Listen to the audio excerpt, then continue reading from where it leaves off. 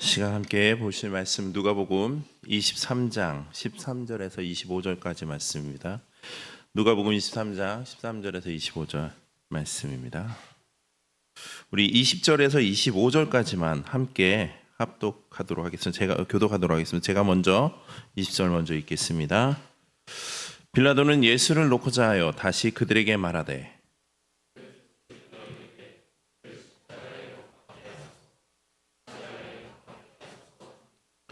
빌라도가 세 번째 말하되 이 사람이 무슨 악한 일을 하였느냐 나는 그에게서 죽일 죄를 찾지 못하였나니 때려서 놓으니라 하니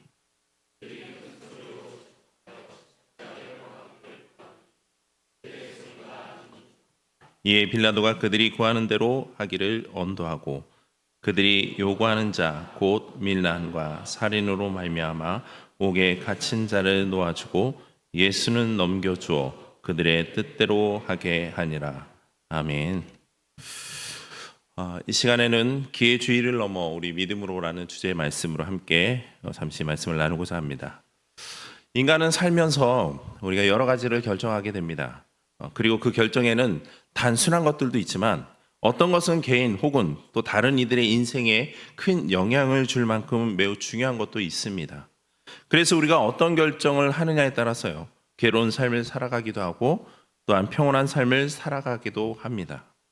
그렇다면 저와 여러분들은 각자의 자리에서 과연 선택한 그 결정들에 대해서 얼마나 만족한 삶을 살아가고 계신지요?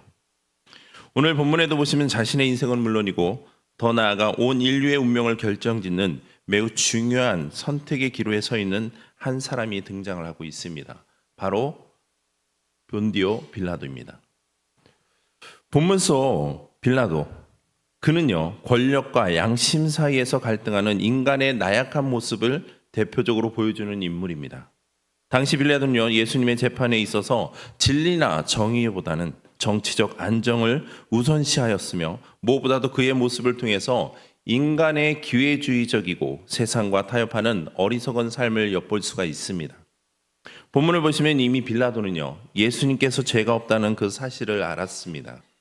그런데 빌라도는 예수님께서 죄가 없다는 그 사실을 밝히면서도 예수님을 때려서 놓아주겠다고 자신의 생각을, 그 의향을 밝히고 있습니다. 그렇다면 왜 죄가 없으신 그 예수 그리스도를 그냥 석방하지 않고 때려서 놓는다라고 하는 것일까요?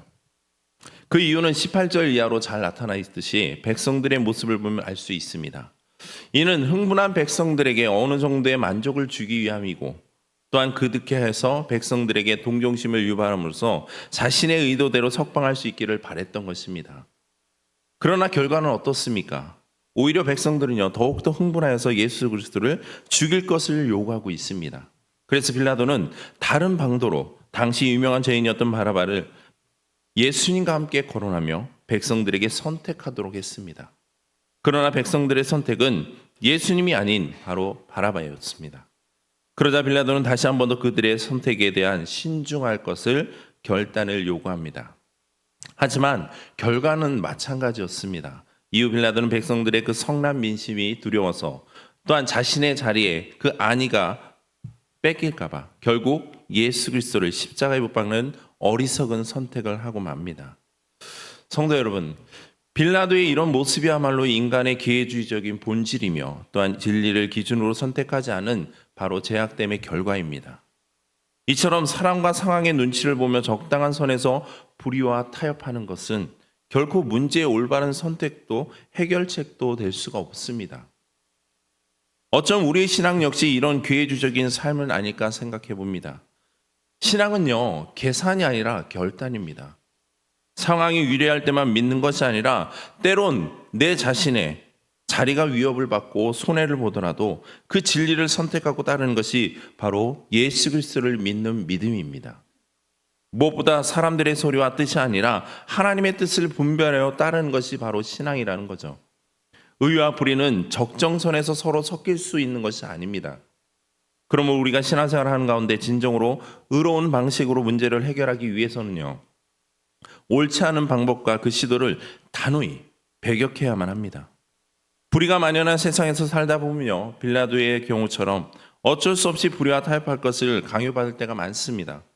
그럴 때마다 우리는요, 일부 양보가 전적인 굴복으로 이어진다라는 것을 명심하고 단호히 진리 편에 설 수 있는 용기와 담대한 믿음이 필요합니다. 사랑하는 성도 여러분, 진정 믿음의 사람은요, 진리 편에 서야만 합니다. 더 이상 계산하는 자리에 서는 것이 아니라 결단하는 자리에 서는 사람이 되어야 합니다. 눈앞의 유익과 만족 때문에 진리를 저버리는 것이 아니라 손해가 따르더라도 코람데오 하나님 앞에서 옳은 길을 선택하는 의로운 믿음의 사람이어야만 합니다. 오늘 말씀 앞에 우리 자신과 삶을 잠시 돌아보길 바랍니다. 나는 지금 어떤 기준으로 선택을 하고 있는지, 진리를 따르고 있는가, 아니면 사랑과 상황과 사람의 소리를 따르고 있는지, 혹은 빌라도처럼 계산하고 있진 않은지, 아니면 예수님처럼 그 말씀 앞에 순종하고 그 뜻대로 선택하고 나아가고 있는지를 말입니다. 예수님은 침묵 속에서도 진리를 포기하지 않으셨습니다. 그 길은 결코 쉽지 않은 길이며 외로운 길이었습니다. 무엇보다 그 길은 의의 길이며 진리의 길인 십자가였습니다. 동시에 구원의 길이기도 합니다. 이제는 우리의 차례입니다. 우리는 작은 선택 하나, 말 한마디, 행동 하나 속에서도 끊임없이 묻고 또 물어야만 합니다. 과연 이 선택이 사람 앞에서가 아니라 하나님 앞에서 과연 옳은 것인지 말입니다. 지금 나는 누군가의 눈치와 상황을 보고 있지는 않은지요. 그러므로 진리는 타협의 대상이 아니라 꼭 붙들어야 할 기준임을 믿으시길 바랍니다. 또한 믿음은 상황이 아니라 방향임을 잊지 마시길 바랍니다. 오늘 말씀을 우리가 함께 기억하면서 다시 한 번 더 결단하길 바랍니다. 나의 삶이 기회주의적인 그 신앙의 선택의 길이 아니라 의와 진리의 믿음으로 나아가는 하나님께서 기뻐하시고 하나님의 뜻에 합당한 선택을 이루며 나아가는 저와 여러분들 되기를 주님의 이름으로 축복드립니다. 아멘.